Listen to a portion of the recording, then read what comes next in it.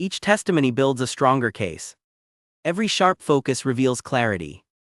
Learning your legal rights, upholding unyielding justice. Sweetheart, who is this man to you? He's my daddy. She is my daughter, sir. I didn't ask you. Is he telling you to say that, sweetheart? No. Sheriff Harlan Crow had already made up his mind before he asked a single question. He stood over the corner booth at Rosie's Diner on a Saturday morning in Urban, Texas, looking at a black man sitting across from a white 6-year-old in a paper birthday crown. And what he saw was not a family. What he saw was a problem that needed resolving. He had no evidence, no detailed distress call, no visible sign of fear from the child. Just an image, a black man, a white girl, and 14 years of unchecked instinct telling him what that image meant. He dismissed the ID. He waved off the judicial badge photo. He ignored the guardianship documents and the woman behind the counter who had served this table every Saturday for 3 years. Then he reached across the birthday pancakes, pulled Abraham Henry out of that booth in handcuffs, and did all of it in front of a terrified 6-year-old on her birthday. What Harlan Crow did not know, what he had no interest in finding out, was that the calm, composed black man he had just cuffed was a sitting United States district judge with 15 years on the federal bench. And that single arrogant decision would end his career, expose a pattern of 7 prior racially biased stops he thought had stayed buried, and cost the county $2,300,000. Before we go any further, drop your city or state in the comments. We love seeing where you're watching from. And if you believe no child should ever spend her birthday watching her father get handcuffed for the crime of being black in a diner, like this video and subscribe. Sheriff Harlan Crow moved through Rosie's Diner the way he moved through every space with the practiced authority of a man who had spent 14 years being the largest presence in any room he entered. He scanned as he walked. He categorized. He sorted. The call from dispatch had been vague. A neighbor somewhere nearby, a woman who said something felt off, an older black man with a young white girl, and Crow had been rolling toward the diner before the description was finished. He spotted the booth immediately. He did not slow down. He did not look for signs of distress in the child. He did not consider the birthday crown, the untouched whipped cream, the easy posture of a man with nowhere else to be. He crossed the floor and stopped at the table and asked the little girl who the man across from her was. She told him without hesitation. She said he was her daddy. Crow asked again, differently the way a man asks again, when he has already decided the first answer was coached. The girl's face shifted, not into doubt, into the particular confusion of a child who understands that something in the room has changed and cannot find a reason for it. The man across from her set down his coffee cup. He did not stand. He did not raise his voice. He identified himself by name, explained that he had documentation, identification, a judicial badge photo on his phone, guardianship paperwork, and offered all of it without hesitation. The woman behind the counter, who had been watching from the moment Crow walked in, came forward and told him in plain language that she knew this man and this child, that they were in this booth every single Saturday, that they were family. Crow waved her back. He looked at neither the phone nor the documents. He reached for his radio. He called it in as a possible abduction. He described the man as non-compliant. The diner went silent. Forks stopped. Conversations dropped. Every phone in the room was already out. Crow told the man to stand. The man stood. The cuffs came out. The little girl's hand shot across the table. Small fingers reaching across the space between them, reaching for something being taken before she understood how or why. The birthday crown slipped sideways.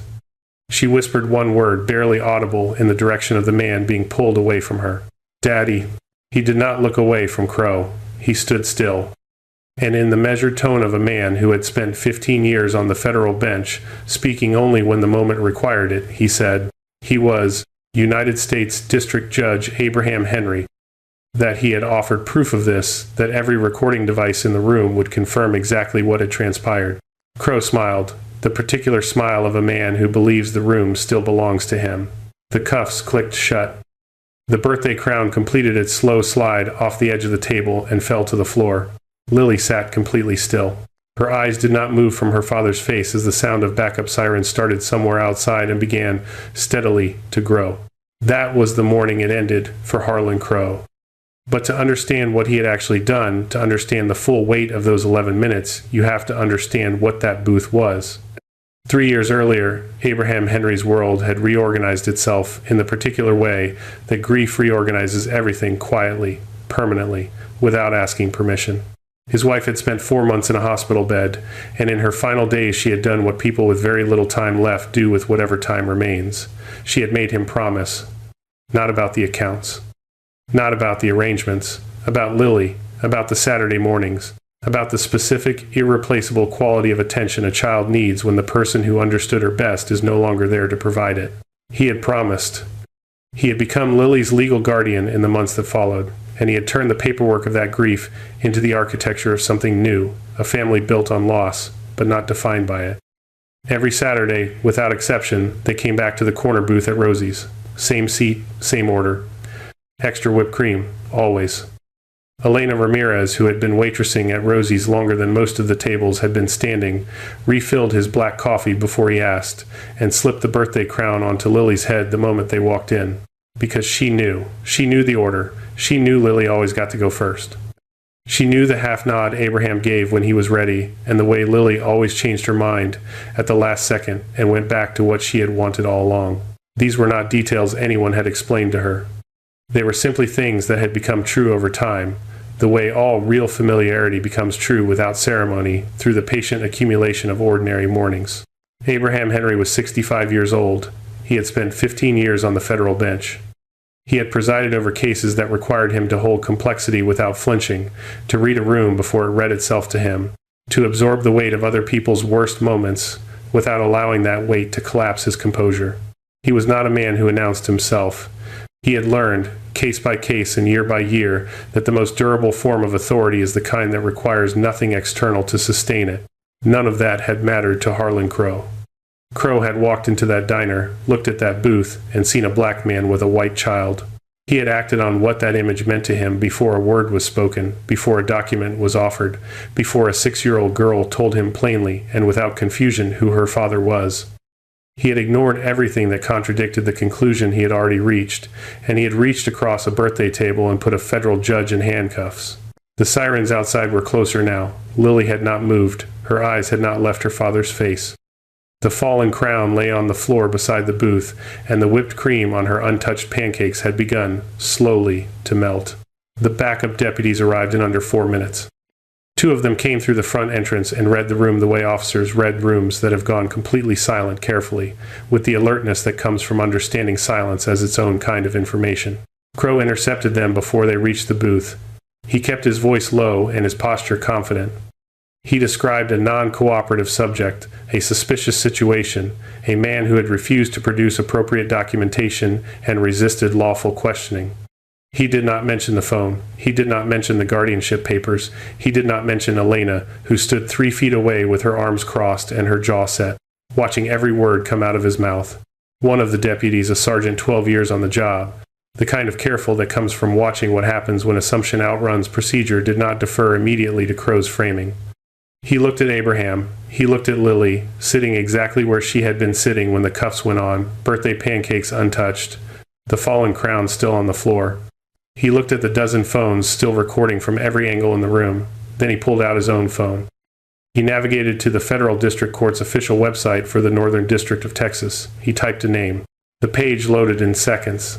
The official portrait appeared at the top, a formal photograph, the kind taken at the beginning of a judicial appointment and updated at intervals across a long tenure. The man in that photograph was the man standing in handcuffs against the far wall of the diner. The biography listed 15 years of service. The title at the top of the page read, United States District Judge. The sergeant looked at the screen for a moment longer than necessary. Then he crossed the room, said something quietly and directly to Abraham Henry, and removed the handcuffs himself. The apology he offered was brief and sincere. He repeated it. Abraham accepted it without performance, the way a man accepts something inadequate but genuine, with acknowledgement and without prolonged attention, because prolonged attention was not what the moment required. Crow had not moved. He stood exactly where he had been standing when the sergeant crossed the room, and the color that left his face the moment the screen loaded had not come back. The stillness that had settled over him was the stillness of a man watching a specific future dissolve in real time, not some abstract consequence down the road, but the immediate, irreversible reality of the next 5 seconds, and the 5 after that, and every professional morning that would follow. 14 years, a badge, a pension, a career built on the assumption that his read of a room was always correct. He had been in Rosie's diner for 11 minutes. Elena Ramirez had been waiting. She had recognized Abraham Henry the first morning he ever walked through Rosie's door, not from that Saturday, but from years before it, from a period in her own life when she had been trying to get through law school on waitressing shifts and financial aid that never quite covered what the degree actually cost.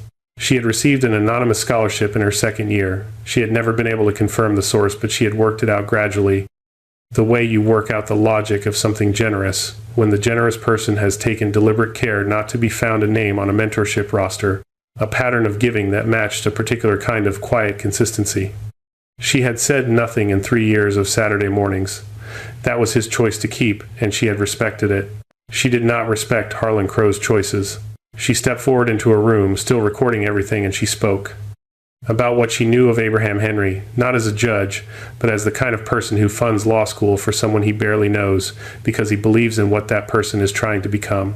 About 3 years of watching him with Lily, the patience, the consistency, the unhurried attention of a father who had built an entire weekly ritual around making sure one little girl always had a Saturday morning to count on.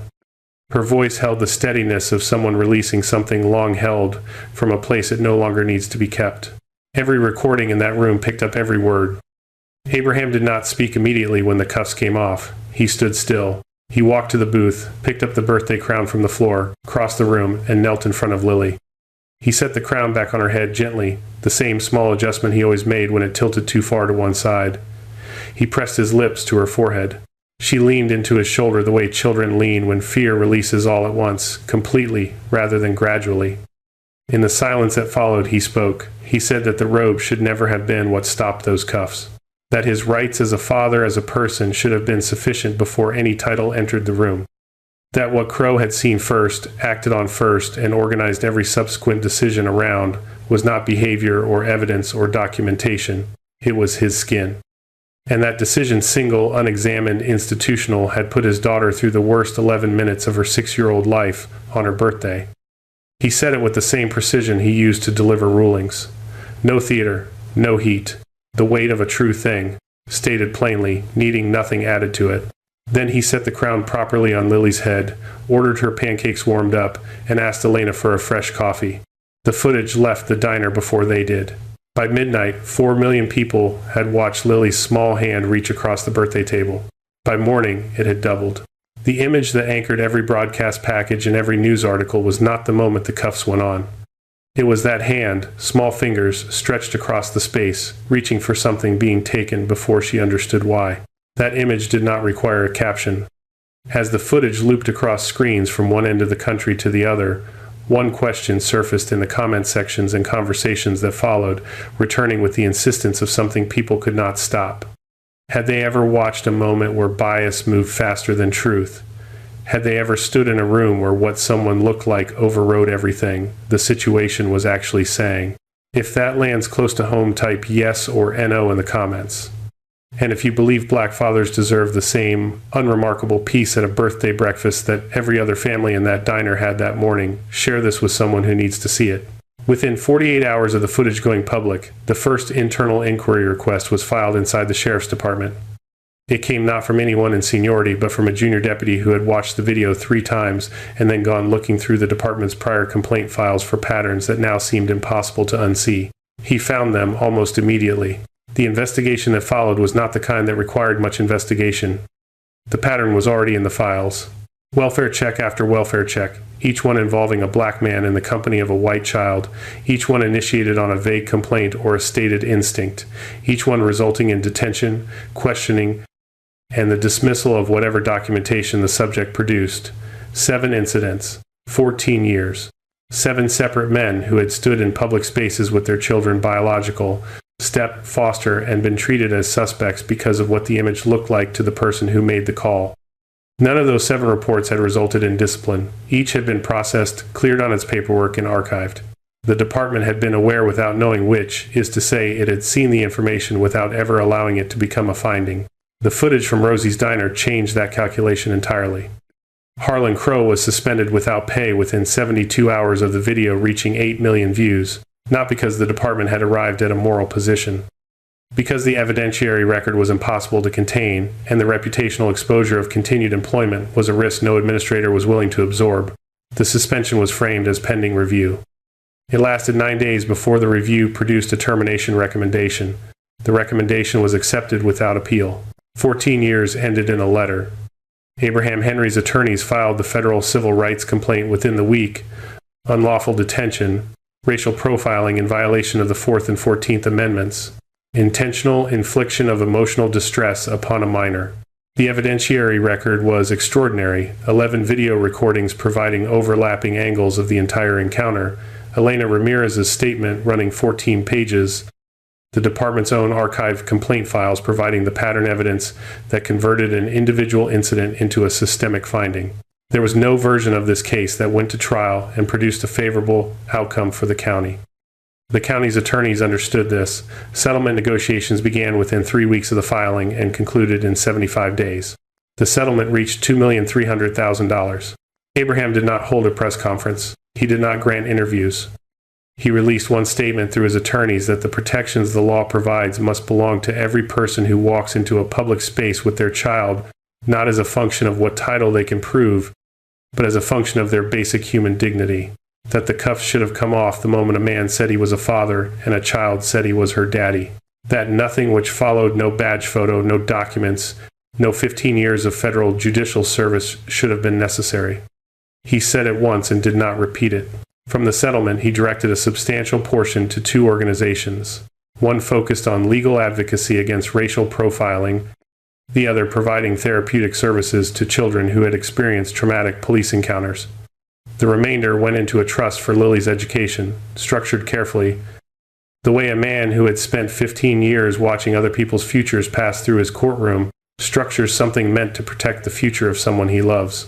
He returned to the bench the Monday after the settlement was finalized and sat where he had been sitting for 15 years behind a bench that had, if anything, become more legible to him in the weeks since a Saturday morning at Rosie's Diner had reminded him what it feels like to stand on the other side of institutional power without a title to offset it. The reforms that followed were not dramatic. They rarely are. Mandatory bias training for all sworn personnel. A new review protocol for welfare check calls requiring supervisory sign-off when the basis for the call was subjective. An independent audit mechanism for racial profiling complaints. The kinds of changes announced in press releases and measured across years, their durability depending entirely on whether the people responsible for maintaining them believe the effort is worth it when no one is watching.